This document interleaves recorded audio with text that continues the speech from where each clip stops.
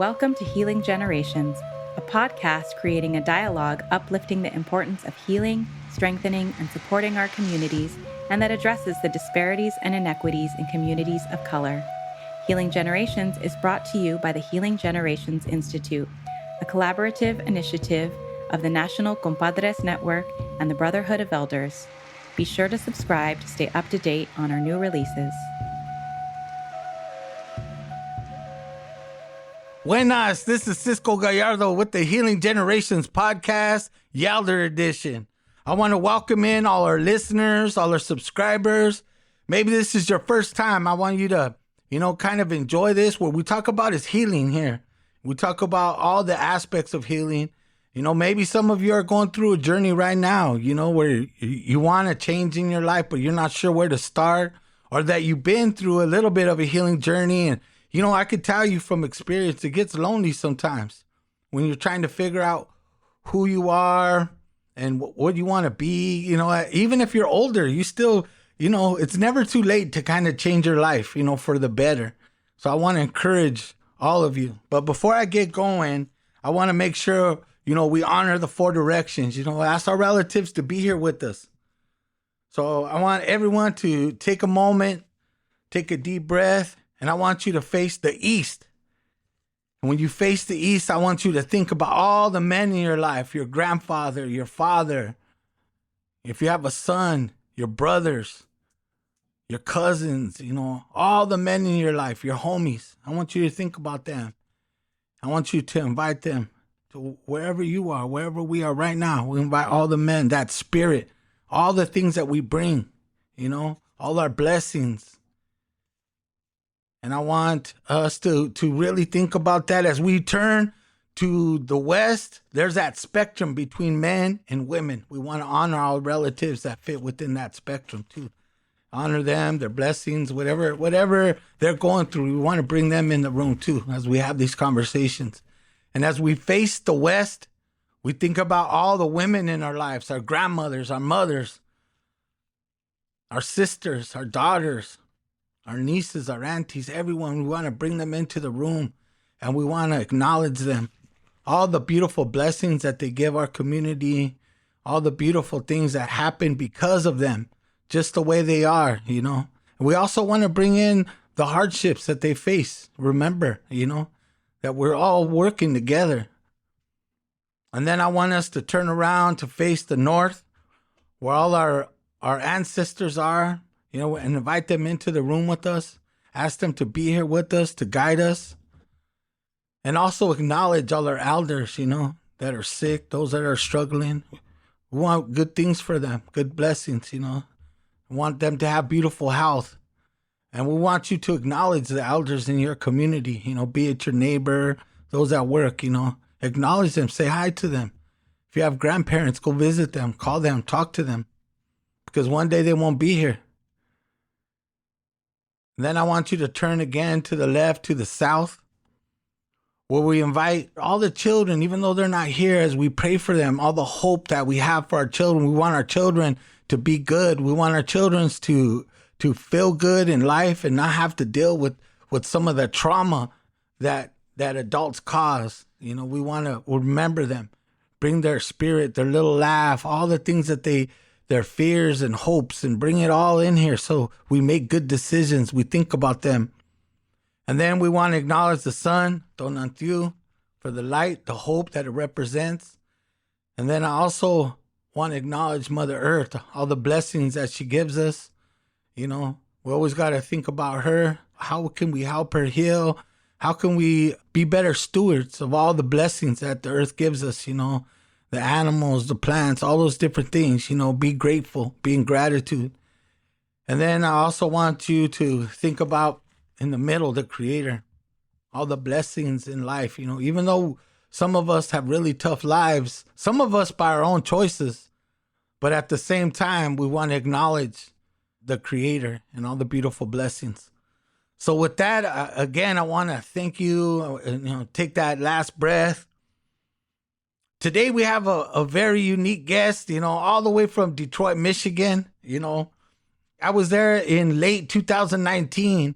I was a part of a team teaching Joven Noble, me and my bro Mario, and I don't know who else was with us. I know we were together. And Jerry Theo came that day. Oh yeah, Jerry was there too. Yeah, I remember that because we went to Motown, which was really cool, man. But anyway, with that, I want to invite Eladio, Nino to the conversation. I want to ask you, bro, if you could share a little bit about yourself, your family, your background, and your journey up to this point. Cisco, good morning, brother. I appreciate you for having me out here and allowing me to share my story with everybody. My name's Eladio Nino. I'm from Southwest Detroit. I was the firstborn of 3 sons raised by a single mother. Grew up fast. I was surrounded by a community of, drug dealers, gang members, domestic violence, sexual abuse, alcohol abuse, like you name it. I seen it all. I was in the midst of it. Eventually became a product of my environment. Ended up going to the juvenile hall, joined a gang at a young age. Bounced around a lot, just, trying to find a place where I belong, try to find an identity. I moved to East LA for a little while to get to know my father, and things just didn't work out there. I ended up coming back home, eventually ended up going to Chicago to live with my father's family out there, and things just didn't work out there either for me. So eventually I came back home and, got myself into a lot of trouble and ended up in the juvenile system. Eventually got out and then, started having kids young. I was 17 years old when I had my first child. I was never raised with like work ethics. I dropped out of school in 9th grade, so I didn't have any education. And, so I stuck to the streets. I stuck to what I knew best. And eventually it led me to a 17-year sentence in prison. Wow, that's a lot. Moving around like that.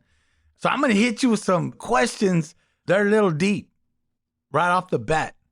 So before we get going, what does healing mean to you?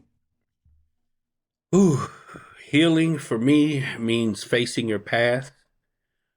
While I was in prison, I did a lot of soul searching. I did a lot of evaluating. I did a lot of inventory. And so I had got caught with a knife while I was in prison, and they ended up putting me in the hole. And while I was in the hole, I was looking for some type of escape, something to occupy my mind. And they came by with the library book one time. And I really wasn't into romance book, mystery books, and none of that type of stuff. I wanted something that was going to teach me something. So I ended up picking out a Buddhist book. And the Buddhist book, taught me some things. I had already naturally had this intellectual connection to the universe, but I didn't know anybody else that had that same connection or shared the same, morality that I did. And then when I read this book and it talked about healing, it talked about how we were the number one cause of our own grief and how we suffer from the grief. And, being in a hole, it honestly, even though I know it sounds bad to a lot of people, but for me, when you're in a population of hundreds and thousands of people at a time, like going to the hole was not a bad idea because it gave me a chance to catch up with myself. And I was able to do a lot of that internal work. And I had to go all the way back to childhood. That's where healing began for me, is looking back at childhood and everything that I seen, everything that I felt, everything that I had endured, and then having to reprogram myself, because I craved a better life for myself. And healing for me was about facing, the ugly truth of things, being able to stand up and get in touch with the essence of who I truly was, being able to forgive those who violated me, being able to forgive those who lied to me, being able to forgive those who misguided me, being able to forgive those who disappointed me, and then being able to forgive myself as well. That's where my healing journey began. Wow. So what do you think some of the common misperceptions about healing, that are out there? A lot of people think, healing could be lots of different things, you know what I mean? But there's a lot of misconceptions. And how can we reframe what healing is to help people understand that process? Because there's a lot of guys that been through similar things like you, and for some reason they can't find that healing. So what do you think they're looking for, maybe that they're not finding? Well, in the curriculum that you guys train me for, we talk about machismo and we talk Mm-hmm. about, our communities and their concept of what a man is supposed to be. And, for me, even though I wasn't raised with my father, there were male figures in my life, even though they may have not been positive ones. But, they teach you about, being a man is conquering women, being a man is, making money and, just providing for your family and, being dominant and being strong and, just all these things that define a man. And I think that, even going to prison, the environment itself is a very cold environment. Everything is concrete, everything is steel, everything is cold, everything is gray, and it's a world, of amongst men.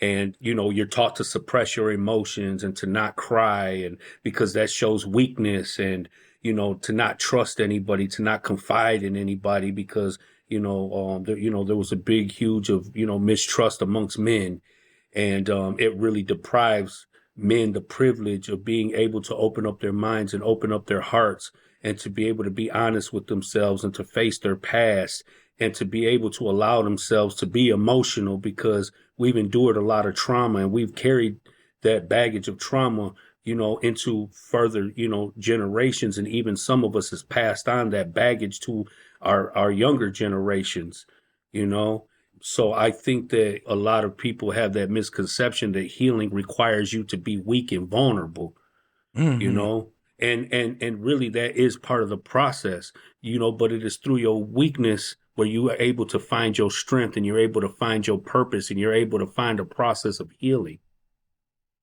So, what lessons have you learned, through your culture, your family, along the way that helped you in your healing journey? What are those concrete lessons that were those cornerstones or the building blocks in changing your life?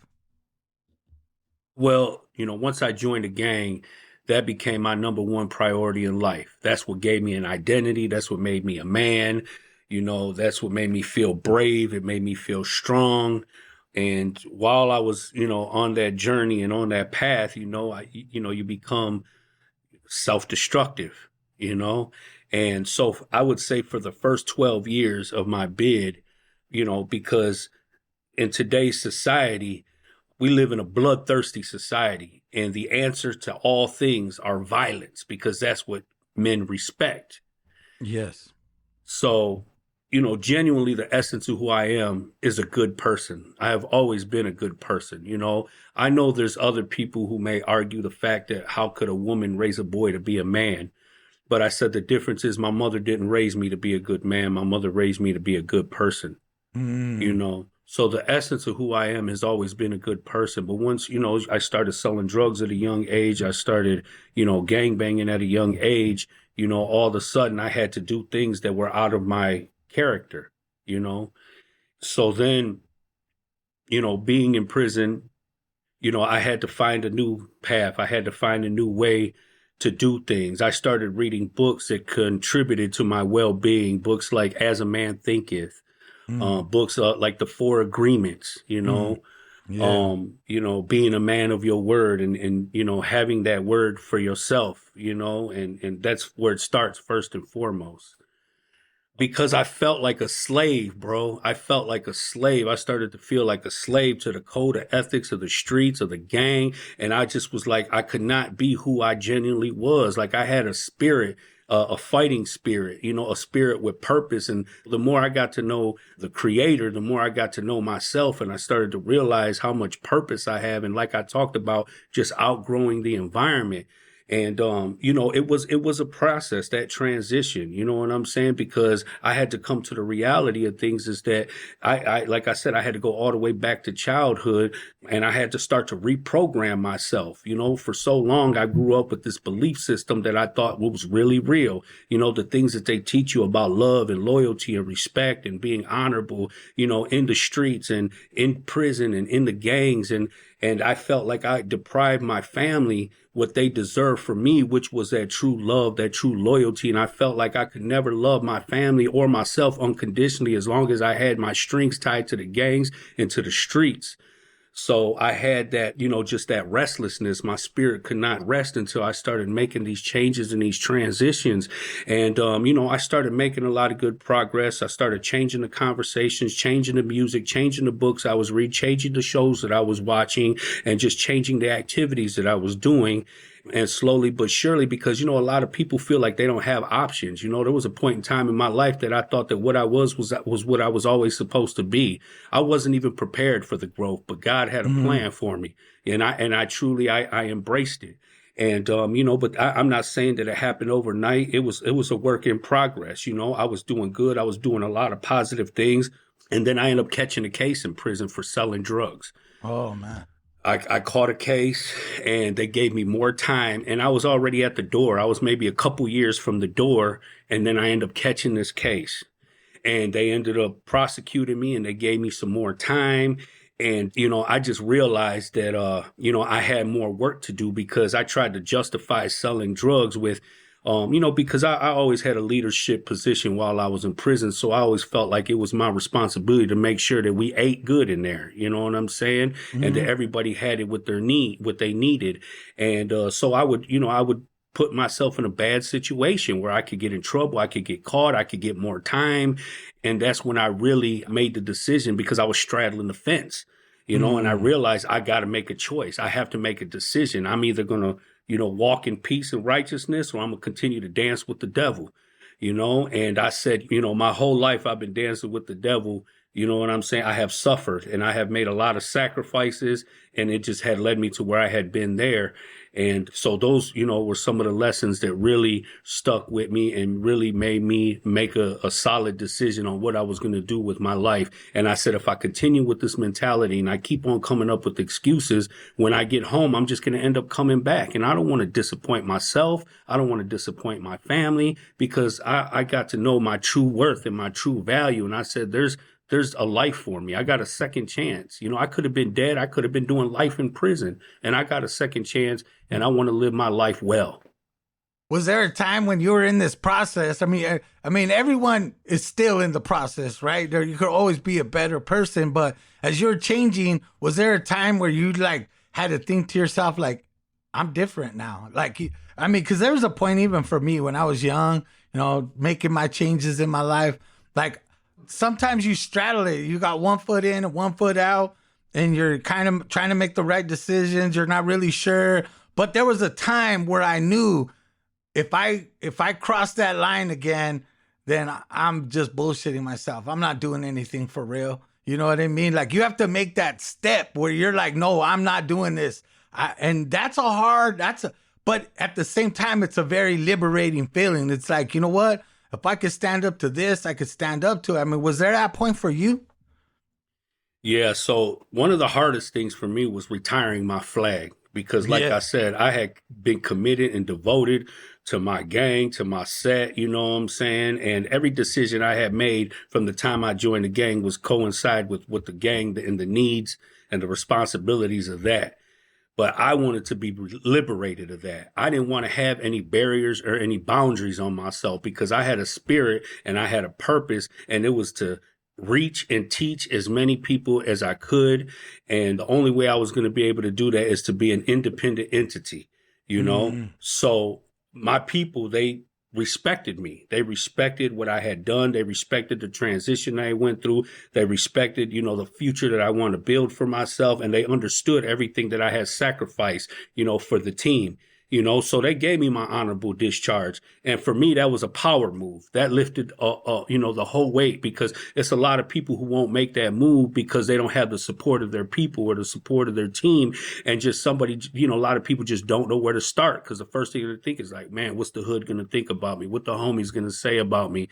You know what I'm saying? And then not only that, but that has been your identity for so long, So, instead of allowing people to call me by my nickname Chaos, I said, call me by Eladio or call me Nino. Let me get back to my true identity of who I am. You got brothers who come home and, call me Loco and call me this and call me that. As long as you allow me to call you that, that's what you're going to try to live up to every day. And so I tell brothers, don't let people address you like that anymore. Let them know that you've grown, that you've matured, that you've changed, and you're on a different mission. you know? So even that is a big step for people, because so many people want to be acknowledged, you know what I'm saying, by their nicknames, and their nicknames is what, you know, gave them an identity and what they identified with, you know? So, you know, that was a huge transition, is how you allow people to address you. Yeah, definitely, right? How people are talking to you, because then, yeah, just like you said, you're going to live up to that expectation if you don't say, I want to be something different. And it's hard. I think there is that transition, you know, where you start to feel proud, I guess would be the word. You start to feel good about who you are and what you're representing. And I always feel like when people are changing, sometimes you swing a little too righteous, you know, and you kind of have to right that ship in a good way. But what you brought up was a lot of good things. And this question's kind of burning in my mind. It's like, what does the mind and body connection in the healing process? Like, how does your body and your mind work together? And how do we actually help people find that relationship and deal with the physical, the mental, and the emotional? How do they deal with that? And how did you deal with that? So I read a book by James Allen called As a Man Thinketh. Mm-hmm. And the book is simple, you know, very comprehensible for everybody. Mm-hmm. But it really taught me how much power that we truly have, because a lot of people, you know, we have the blind leading the blind. And a lot of the leaders who are in these positions are not always good leaders. You know, mm-hmm. they, you know, misguide their people. They miseducate their people. And, you know, they become destructive, not only to themselves, but to their people as well. And, you know, for me, it was just about understanding that I have the mental capacity, I have the intelligence, I now have the enlightenment and the education that I need to know that I have the God-given privilege to be able to change the direction of my life. And once I learned how to embrace that, and I learned how that worked, everything else followed. The mind leads, the spirit, the body, the emotions, everything started. When we talk about mental health, you know what I'm saying? That is where it started. Like they say, you know, if you want to kill the body, you know, you got to kill the head. You know what I'm saying? And that's the truth, because the mind controls everything, you know, and it's a lot of people who feel like they don't have options. You know, they feel like where they are is where they're supposed to be. And when they think like that, they become stagnant, and they deprive themselves of opportunity of exploring and experiencing life at its best. You know what I'm saying? I got people from my neighborhood who have never left the neighborhood, never been to Chicago, never been to Ohio, never been to California, never been anywhere. It's hard for people to dream big when you live in a community that's so small. There's no vision, you know? People here aren't valuing education. People here don't value work ethics. You know what I'm saying? We're you know, financially illiterate, and, you know, it keeps you stagnant. It keeps you in a box. But once you learn the power that you have, man, it's life changing, man. I mean, your brain is like a planet. It's a whole new world, but you have to allow yourself to be able to open up your mind and open up your heart and be able to accept the good things that are in life. And so many people live in fear because they're not accustomed to change, because change is uncomfortable for a lot of people. Yeah, it's a crazy thing, right? Because when you're mixed up in the life, you know, it's crazy, but sometimes I know people that were afraid of those feelings, afraid of dealing with reality, afraid of saying, you know what, I want a better life. So they just accept what's in front of them. What a lot of times what we call that is they're living scared. You know, they have susto of their own life. They're afraid of that change. They're afraid of the bad things will happen. I mean, that's one of the things I've noticed. A lot of people, when they're making that change, they deal with a lot of anxiety. Like there's this threat that you feel like something bad's going to happen, but you're not sure what it was. And I mean, I used to wake up for a long time when I was making that change. And not that I was the craziest fool in the world, because I wasn't. You know, I was just a regular homeboy doing regular homeboy things. But at the same time, I felt like, well, this is all I know. And in hearing your story, you know, you're way deep in it and you started to get these feelings. So how do we create? I mean, you're doing community work right now. How do we create a supportive environment of healing, you know, both individually and in the community, in order to kind of foster this collective feeling of healing. I mean, like the center I went to in Detroit, like I felt, the murals, the art, the attitude of the people there. I felt that healing living there. You know what I'm saying? And how do we do that? Talking about creativity, you've been through it. What would you tell all the leaders? Like, these are things that we should be doing in every community. Yeah, I mean, it's all about empowering your people, educating your people, guiding your people, creating a safe space for yourself and for your people. Create the environment that makes people feel safe, with sharing, with opening up, with opening up their mind and opening up their hearts. So what I do is once a month, I hold a community healing circle at our center. And anybody and everybody is welcome. Men and women, they come. Some people are hesitant. It's just so many people are out there. What's the name of the center again? The Detroit Hispanic Development Corporation. Tell me a little bit about what goes on there, besides even your programming, So I'm the outreach coordinator in my department. I do reentry work. So for the first 2.5 years that I worked there, I worked in the youth department, but then I ended up moving on to the reentry department because I had so much experience with reentry. Hell yeah. So what we do in my department, we have a tattoo removal program that's free for anybody who has gang tattoos or job stopping tattoos. Anything, if you have tattoos on your neck, face, and hands, and it's hindering you from getting a job, we provide a service free for you to be able to get that removed so you can be able to move forward in your life and in your career. We also have a mental health gym. It's called Inception. And we have it's like 3 sessions in one. We do grounding, we do red light therapy, and it's like a laptop, and it kind of keeps track of how your mind reacts to trauma. And we do 30-minute sessions. We do it with the youth. We do it with staff, and we're also using it for reentry. For people who are getting out of prison, who have been just so suppressed and traumatized through the environment and just through their past in general. And so also we do a lot of job training and job seeking, and we hold healing circles, and I learned about healing circles when I was in prison. I learned, I sat down with some of the Native brothers because we have a lot of Native American tribes over here in Michigan. And they taught me about the medicines. They taught me about smudging. They taught me about healing and, just getting in tune with the universe. So, I had never been exposed to any of that in my life until I got to prison. And then when I came home and I came to the DHDC, they had them same practices. So I was like, this is right where I'm supposed to be. It seemed as if everything I did in prison was preparing me for my life outside of prison. So because of my familiarity with it, I was chosen. And then once I got the training from you guys, I was chosen to operate and run all healing circles for adults and for the youth. So then we have a COA department. Community outreach activism. They do everything pertaining to justice, whether it's economical justice, environmental justice. Like they're out there, they're fighting for people's rights. And, we come from an undocumented community. So, they are truly the voice of the people. And then we have a family department who, they do parenting classes. They focus on childhood and parenting. And then we have a huge youth program. Best Buy paid for us to have a Best Buy Team Tech Center. We have all the updated computers, and we teach kids how to, do digital design. They can create animation. They can create logos. They can create video games.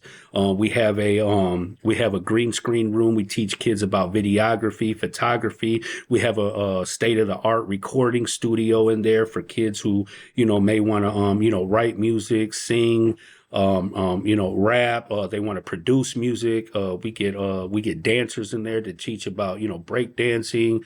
We have DJs that come in, teach kids about DJing, anything that sparks their interest. We also have a huge robotics program, and we have engineers, that come from, Ford, GM, Chrysler, and they come in and they mentor our kids in robotics. They build competition robots, and once a year they have huge competitions, and they build robots that climb walls and shoot basketballs and stuff like that.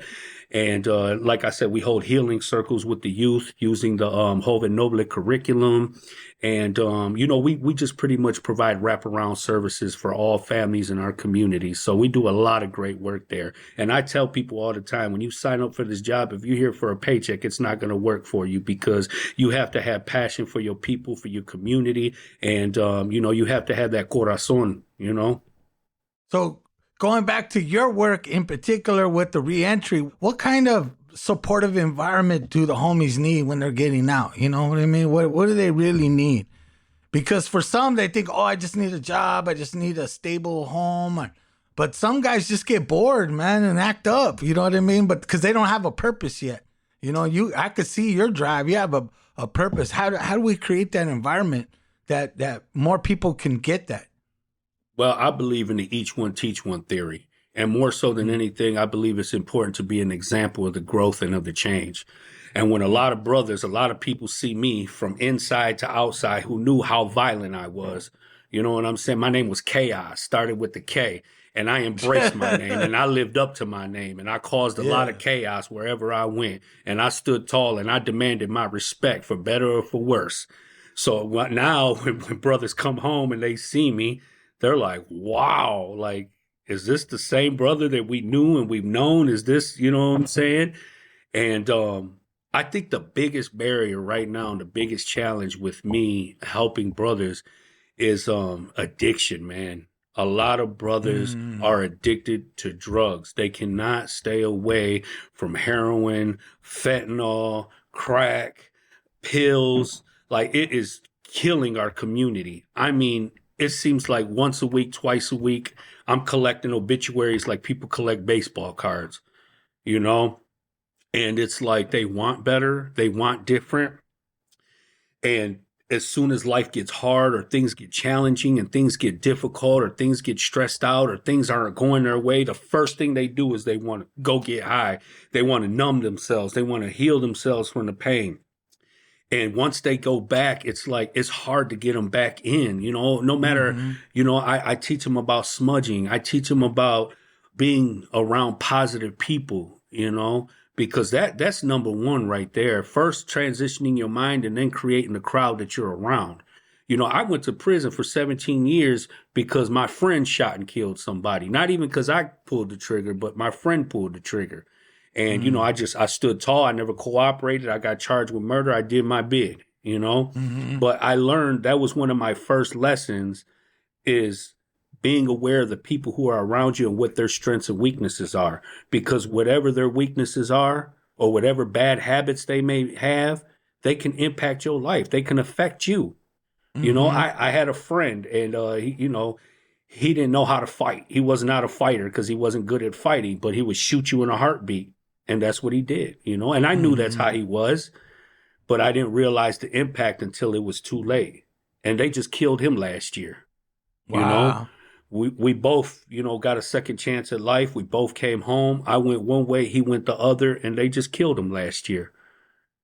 So that's why I stick to the script and I just keep walking my path and doing what I'm supposed to do. You have any success stories or anything about, some of the guys you're working with now and just things that surprises you that they're going through where you're like, oh, I see they're in this phase, they're really trying, because it's really baby steps, right? Some people go hard, right? They get all righteous. And I always be leery about the guys that get too righteous off the top, because it's like, if you could go that fast, that direction, you could fall that fast backwards. So like me, I was skeptical in the change. I'm like, I'll try this. Let's see how it works. And then, then you kind of get little skills and stuff as you go. Is there anybody like that you're currently working with that you want to lift up? It's just a lot of guys feel like they're going to start working on themselves once they get home. And I'm no, bro, that's going to be too late. You got to work on yourself now. You know what I'm saying? You got to build that discipline. You got to build that focus, because once you get home, there are temptations out here that they do not have in prison.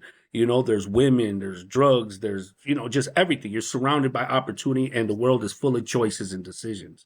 So, I do have some brothers, and honestly, most of the brothers that I know that have done a substantial amount of time. Right now in Michigan, they're releasing juvenile lifers, releasing them after 25, 30 years. And a lot of these brothers are coming home and they are doing better than most citizens that have never been to prison before. And I'm talking about they are activists. They are working for SATO, State Appellate Defender's Office. They're independent business owners. And most of them are independent, whether it's in construction, whether it's in fashion, lawn care service, whatever it may be. Some of them are just working hard because honestly, I think a lot of them were really tired of that lifestyle as well, you know, and then coming home. You know, I think I've been able to inspire a lot of these brothers that, you know, change is possible. You know, you just have to embrace the growth. You have to make a decision, but you ultimately have to make a decision what it is and what you don't want out of life. And then if you make this choice, now all the decisions you make here on have to coincide with the well-being of your goals and of your mission and of your dreams that you want to accomplish in your life. And most of the brothers that I know today are doing very good. You know, I also teach them about being mindful about the women that they get involved with and the baggage that they have. Because, you know, as soon as brothers get home, first thing they want to do is get up in something. You know what I mean? But what is that going to cost you? Does she got a baby daddy? Does she, you know, there's somebody in love with her? What, is she toxic? Is she an alcoholic? Is she violent? Is she a drug addict? What is it that she's going to bring to the table and contribute to your well-being? You know, that's something that you have to be mindful of. You've been gone 5, 10, 15, 20 years. The world has changed over twice. You know what I'm saying? People are not the same people that they were then. So, you know, it's about coming home, finding good people, positive people, like-minded people. Like they say, if you run with wolves, you're going to learn how to howl. And if you run with eagles, you're going to learn how to fly. I like that. That's the way it is, right? And that's one of the key things. What I heard you say is, you know, you got to control your environment. If you want good things, you got to be around good people. You got to find those people or create it, you know, somehow, some way, you know, create that environment that it's going to help you thrive. So what are some practical tips and techniques that you incorporate that you think people could just keep, you know, keep your mind straight? Keep, you know, what do you do to keep yourself good? You know, I know right now it's in your heart. But how do you maintain your everyday, you know, keeping the focus that you need, you know? Well, every day, first of all, starts with gratitude. You know what I'm saying? Like I said in the beginning, you never know what you have until you don't have it no more. And when you go to prison, man, they take everything. They take your socks, your underwear, your dignity, everything. You know what I'm saying? And then they teach you that everything in life is a privilege and you got to earn everything back. You know, so just being grateful for everything that I have is how I start out the day, giving thanks to the Creator for a second chance. You know, even, you know, rough days, rough weeks, rough months. It's okay. I stay diligent because I know where I've been. I know where I come from. I know what I'm made of. I know what I'm capable of. I know what I can do, you know. You know, I just always try to motivate brothers and inspire brothers and sisters because we got a lot of sisters too in the prison system that are coming home and trying to transition into society. And, you know, we got all these stereotypes and biasness and racism and prejudice and all these things that are up against us. And, you know, even your own family will look at you sideways and not really know who you are coming home and, you know, how to trust you or, you know, what, you know, how to build healthy boundaries with you and what habits did you pick up while you were in there and stuff like that. But, you know, what keeps me grounded and balanced every day is every day I start with gratitude. I start with the prayer. And then I surround myself around people who are also in the process of healing, people who are positive, people who are progressive, and people who can contribute answers to my problems. You know what I'm saying? You know, like one of the lessons that I learned in prison is that, you know, you're not going to go to a doctor about fixing your transmission because he's not going to be able to tell you how to do it. You know what I'm saying? If you got a friend who loves to fight and he's always angry and he's always drunk and you got a problem with somebody, like that's not the person you want to go seek advice from because his only answer is always going to be violence. You know what I'm saying? You want to find resources and people who are on the right path, who are on the right track, people who are progressive, people who are doing good things, and people who can contribute to your well-being. So when you got out, did you have a tail? Did you have a, you know, parole? How long was your parole? I had a 2-year parole. No, I successfully completed parole after 2 years, which I was really grateful for because, you know, I was finally liberated. Even though I was outside of prison, I still had to answer to somebody else. And now, you know, I'm accountable for myself every day. So did people, when you got out, what did you do at that time? Because I think some people, like, they think, well, I'm changing, but all of us, people just don't believe you right away, right? Your people, they're kind of skeptical, like, is he really changed? Is he really doing good? How did you deal with that? That initial where people were doubting you. Well, I got people out here. They still got big bags. They're still in motion. They still Yeah. working. Todavía están vendiendo. Todavía están en las calles, and todavía tienen negocio. Yeah. And they like, brother, what's up? You coming in? You coming home? No, brother. No, none of that is ever worth my freedom anymore. One of the biggest things is, like I said, how we talk about, what the homie's going to think, what they're going to say about it. How could I do this? They're going to be disappointed. They're going to be upset. I say, you know what? I'm so worried about what all these people are thinking. I need to be worried about what my mother thinks about me, what my brothers think about me, what my sons and my daughter think about me, what they have to say about me. I want to contribute to their life. They deserve to get that undivided love and attention and loyalty and respect that I committed to them. Now I have to commit it to my family and to myself. One of the things that I'm learning still today is how to take care of myself, because my mother raised me to take care of people but never taught me how to take care of myself. So that's one thing that I'm learning how to do now. That's one thing that you and Jerry Theo and Mario have taught me. And, I really needed to be replenished. This last visit with Mario really replenished me, because the work that I do, bro, it really is energy consuming. You know what I'm saying? It's very exhausting, and sometimes it makes me frail. But when he came through with that medicine and that love and that knowledge, it really replenished me and gave me my energy back that I needed to continue to do this work. That's beautiful, man. Because I think we all need that from time to time. Like I was telling you before we were getting started, I went to a training last week, and we're kind of apprehensive a little bit. Every time we go into a place, we try to feel how people are going to react. What are we going to do? But you know what? We just put the medicine first, bro, and just go with it. Put that medicine out there, and it does its work. You have to be patient, trust the ways, trust the medicine. And it's amazing to me how people open up. So I'm really happy to hear how it blessed you up and things that you need to do, and, eventually, you're going to be, you are already an ambassador of all the ways, the teachings that Maestro Jerry Theo, kind of put together in his mind, along with all the other people who contributed, it's a beautiful blessing. So with that, I want you to tell people what you're into right now. I know you have your own podcast. Maybe tell us a little bit about that. How can people get in touch with you if they're interested, and if they're in the Detroit area or around? You know what I mean? Maybe they just want to connect with you.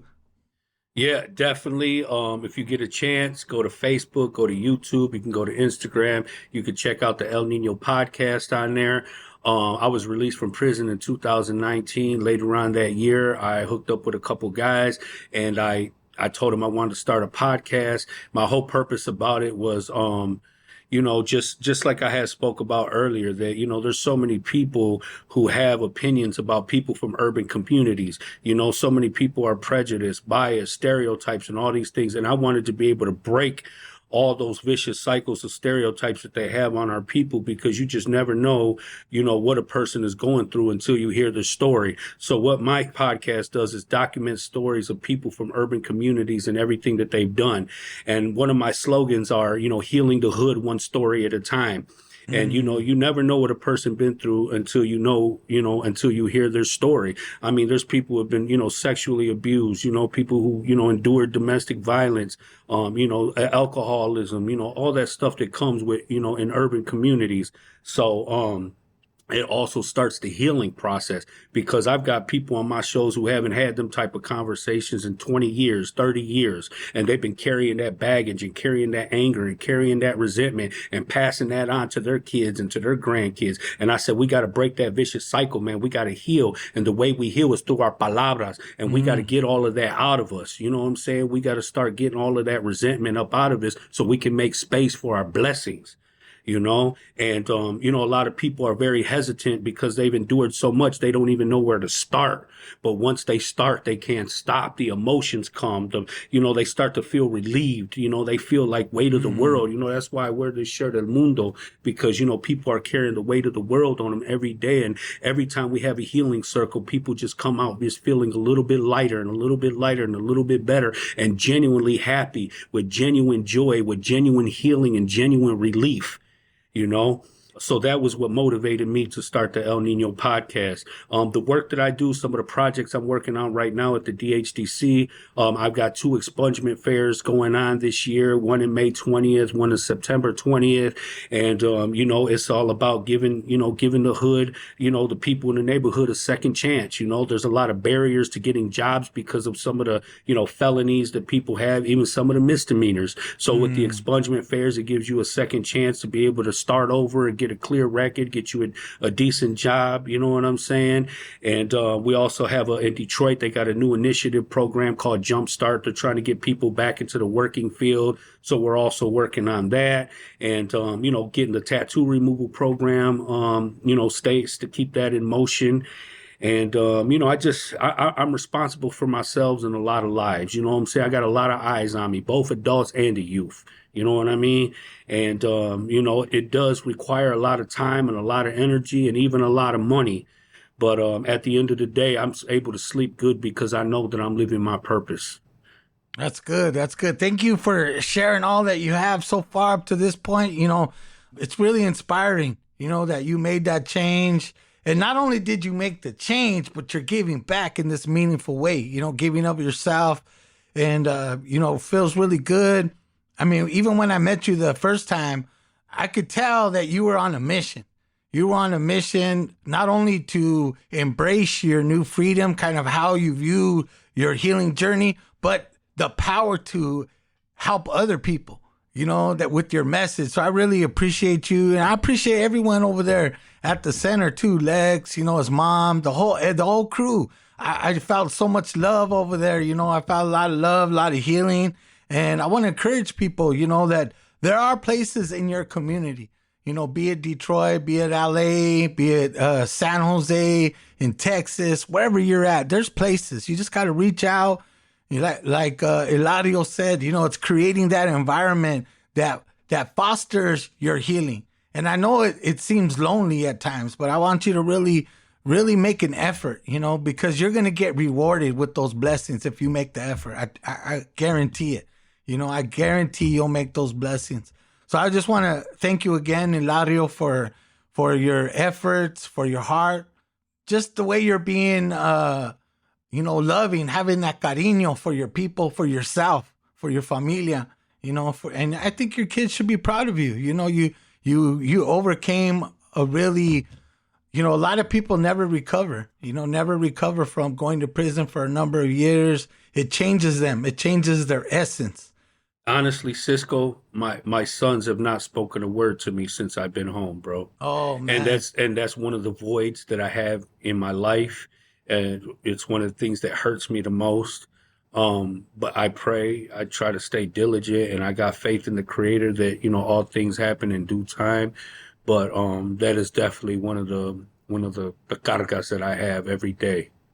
Well, I hope somebody points this podcast out to them. Maybe they'll listen, somehow, some way. Sometimes especially this generation of young people, they're very conscious. But one thing that in accountability, this is one of the things we have to change in our community. Sometimes accountability, people want to punish others, and I'm sure they want to punish you because they feel, well, you weren't there for me, I'm not going to be there for you. But you love them anyway. Do the best you can, and they're gonna come around one day. They're gonna come around. It's gonna take a while, but with your cariño, that will get healed. I'm gonna pray for you too, because Thank you, brother. It's hard. Thank you. It's hard for people that you really love, like children, they're not little kids anymore, right? But at the same time, when you left them, they were little, and whatever pain and hurt they're going through, you're not alone. And the only way to really heal from it is to talk about it, to deal with it. And I hope one day that you're going to tell me, I see my sons, I hugged them, I talked to them and told them good things, and either way, you still love them, and I know deep in their heart, they love you too, bro. They really do. And they should be proud of you. And it's going to take a little while, but through your diligence, through this work, you're going to get that blessing, because that's the way I see it. A lot of times when we're healing ourselves, we think about ourselves. I'm doing this for me, but sometimes helping others helps you at the same time. It does. If you're helpful to others, helping people, supporting them, sometimes that's a blessing. Sometimes that's the reassurance we all need to be better, So I just want to encourage you, and let you know you're not alone. Working with the youth really helps me fill that void, because even though I don't get acknowledged by my sons, I feel like God gave me 100 sons to raise, so I still have purpose. Yeah, I hear that, man. It's beautiful. And they're going to get a blessing. I love the way this works, because it is a movement. It is a wave of empowerment. I mean, I'm kind of lost at the words, because to me, it's so powerful, healing. You know what I mean? Like, it's my everyday. I'm thinking about it all the time. I always used to tell children, bro. I used to tell kids. Sometimes the young teenagers, homie, they look at me and they'll be like, why are you here? You here because you're getting paid? And what they don't see is that they don't realize there's rooms every day where people are coming together thinking, how can we help these youth? Every day there's moms, there's workers, there's social workers, there's teachers, there's just regular people every day thinking, how can we make the world a better place for young people? Because I know when you're young, you think nobody cares. But the reality is a lot of people care. You just don't know it. You feel hopeless. And you're proof of that. Look at where you're at right now. Would you think, even 10 years ago that you would be where you are right now? No, not at all. Not at all.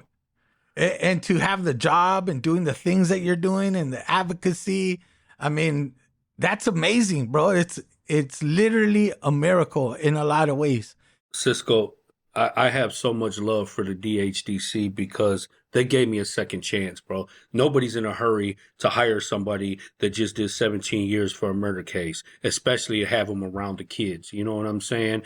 And bro, when I went to prison, I was illiterate to all things. I never knew anything about having a job. Like I said, I dropped out of school in 9th grade. I had no work ethics. I had no education. I had 3 kids by the age of 21. I owed so much child support. I was never going to have a job where I was going to be able to pay that and make a living.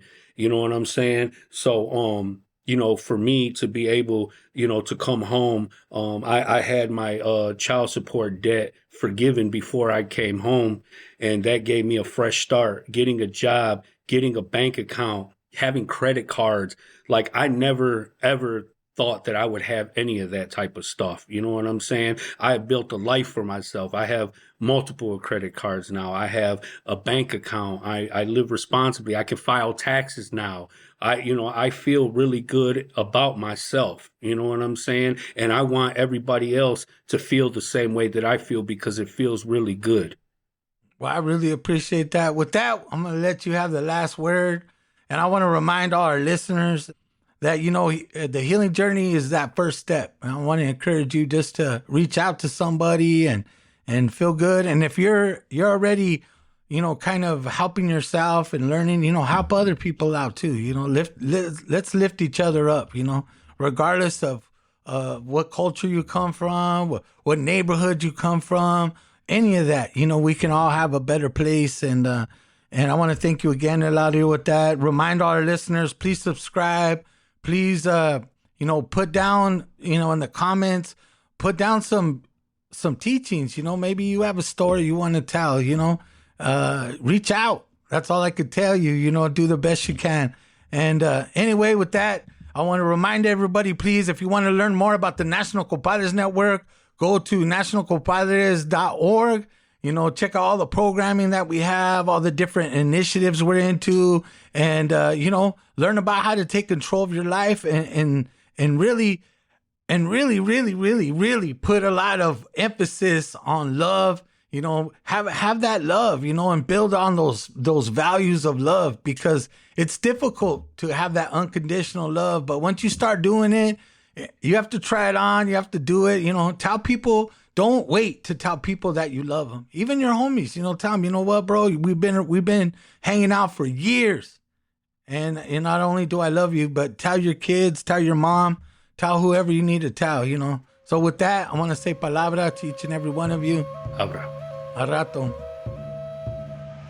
For more information about Healing Generations and the Healing Generations Institute, visit nationalcompadresnetwork.org and be sure to subscribe to stay up to date with our new releases.